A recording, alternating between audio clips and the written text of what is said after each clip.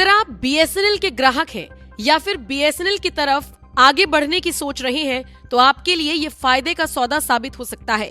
50,000 नौकरियां दे के थोड़े सामने खड़ा जी, 50,000 नौकरियां हो गई। भगवंत मान जी की जो नई सरकार है ये नई जॉब्स देने में बहुत अव्वल है। ਮੈਨੂੰ ਇਹ ਨੌਕਰੀ ਪੂਰੀ ਮੈਰਿਟ ਦੇ ਆਧਾਰ ਤੇ ਮਿਲੀ ਹੈ, ਕੋਈ ਸਿਫਾਰਿਸ਼ ਨਹੀਂ ਹੋਈ, ਕੰਮ ਪੂਰੇ ਪਾਰਦਰਸ਼ੀ ਢੰਗ ਦੇ ਨਾਲ ਹੋਇਆ। ਪੰਜਾਬ ਸਰਕਾਰ ਦਾ ਬਹੁਤ ਧੰਨਵਾਦ ਕਰਦਾ ਜਿਨ੍ਹਾਂ ਨੇ ਸਾਨੂੰ ਓਪਰਚੁਨਿਟੀ ਲਿਆ ਕੇ ਦਿੱਤੀ। मैकेनिकल इंजीनियर्स ਨੂੰ ਵੀ रिक्रूट किया। अब तक 50,000 से अधिक सरकारी नौकरियां युवाओं को प्रदान की जा चुकी हैं।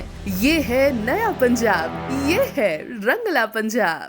दरअसल सरकारी दूरसंचार कंपनी बीएसएनएल ने 17 सालों में पहली बार मुनाफा कमाया है और ये लाभ भी कुछ 1 करोड़ का नहीं बल्कि पूरे 262 करोड़ का है। जी हाँ, दिसंबर तिमाही में कंपनी को पूरे 262 करोड़ का शुद्ध लाभ हुआ है। कंपनी के विस्तार में, लागत में कटौती से और बढ़ते ग्राहकों की वजह से ये संभव हो पाया और इसी को लेकर संचार मंत्री ज्योतिरादित्य सिंधिया ने भी हाल ही में खुशी जाहिर की और इसे कंपनी के लिए एक महत्वपूर्ण मोड़ बता दिया।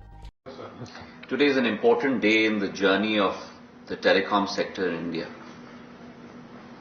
The Prime Minister has envisioned that the telecom sector will be the carriageway for the digital future of India.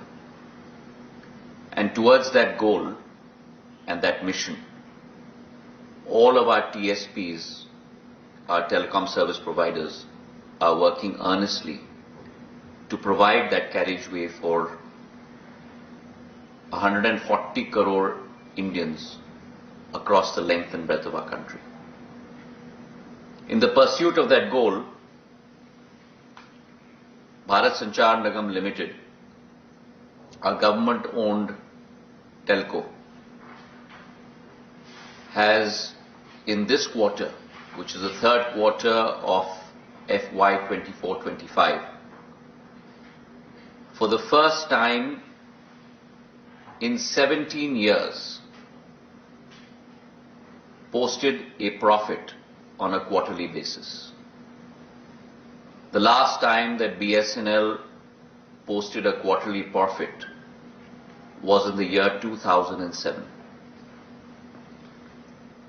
BSNL, in the earnings announced today, has posted a quarterly profit of close to 262 crores. आपको बताते चले पिछले कई सालों से BSNL दुर्गति की ओर बढ़ रहा था। उसके ग्राहकों में लगातार कटौती आ रही थी और लगभग हर दूसरा बीएसएनएल यूजर अपना सिम पोर्ट कराते हुए किसी और कंपनी का फायदा ले रहा था। लेकिन अब खबर मिल रही है कि बीएसएनएल को जिस तरीके से फायदा हो रहा है, ऐसे में बीएसएनएल बाकी कंपनियों के टैरिफ कार्ड के मुकाबले ग्राहकों को थोड़ी सी राहत दे सकता है और शायद इसीलिए अब लोग बीएसएनएल की तरफ रुख कर रहे हैं। अगर FTTH और लीज्ड लाइन सेवाओं की बात करें तो पिछले साल की तुलना में 14 से 18% की बढ़ोतरी इसमें देखी गई है। जून में 8.4 करोड़ ग्राहक थे जो दिसंबर तक बढ़कर 9 करोड़ हो गए, यानी कि फायदा हुआ है बीएसएनएल की कंपनी को। और इसी की जानकारी सिंधिया ने अपने सोशल मीडिया प्लेटफॉर्म पर भी दी है, जिसमें उन्होंने बताया है कि बीएसएनएल ने वित्त वर्ष 2024-25 की तीसरी तिमाही में पहली बार रिकॉर्ड तोड़ 262 करोड़ रुपए का लाभ अर्जित किया। इसके अलावा अगर आप नोटिस करेंगे तो ये भी पाएंगे कि कंपनी ने अपने खर्चों में कमी की है। पिछले साल के मुकाबले इस साल घाटा 1800 करोड़ रुपए से ज्यादा कम हुआ। पिछले 4 सालों में कंपनी का एबिटडा दोगुना होकर 2100 करोड़ हो गया।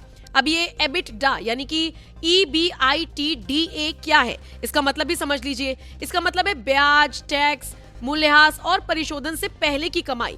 निश्चित तौर पर कंपनी के मुनाफे को मापने का एक तरीका है और अगर इसमें इजाफा हुआ है तो इसी से आप अंदाजा लगा सकते हैं कि कंपनी को फायदा तो हुआ ही है। अब कंपनी चाह रही है कि वो देश भर में 4G सेवा शुरू करे। यही जानकारी सिंधिया देते हुए नजर आए हैं, जिसमें उन्होंने बताया है कि योजना के अनुसार 1 लाख टावरों में से 75,000 टावर लगाए जा चुके हैं, जिससे कि नेटवर्क में कोई दिक्कत ना हो। इसमें से 60,000 चालू भी हो गए हैं। ऐसे में आपको ये भी बताते चले, सिंधिया ने कहा है कि जून तक सभी टावर चालू हो जाएंगे। यानी बीएसएनएल का टारगेट है ज्यादा से ज्यादा ग्राहकों को लुभाना, खर्चे में कटौती करना, कमाई को बढ़ाना, खर्चों को नियंत्रित करना और दूर संचार क्षेत्र में अपनी स्थिति को मजबूत करना। देखने वाली बात ये रहेगी कि क्या वाकई में कंपनी अपने तय उसूलों के हिसाब से चल पाती है या फिर से एक बार अपनी पहले जैसी हालत कर लेगी? कमेंट सेक्शन में आप हमें जरूर बताइएगा कि क्या आप बीएसएनएल के ग्राहक हैं और क्या आप भी बढ़ते टैरिफ कार्ड की वजह से बीएसएनएल का रुख करने की सोच रहे हैं। कमेंट सेक्शन में अपनी राय हमें जरूर दें।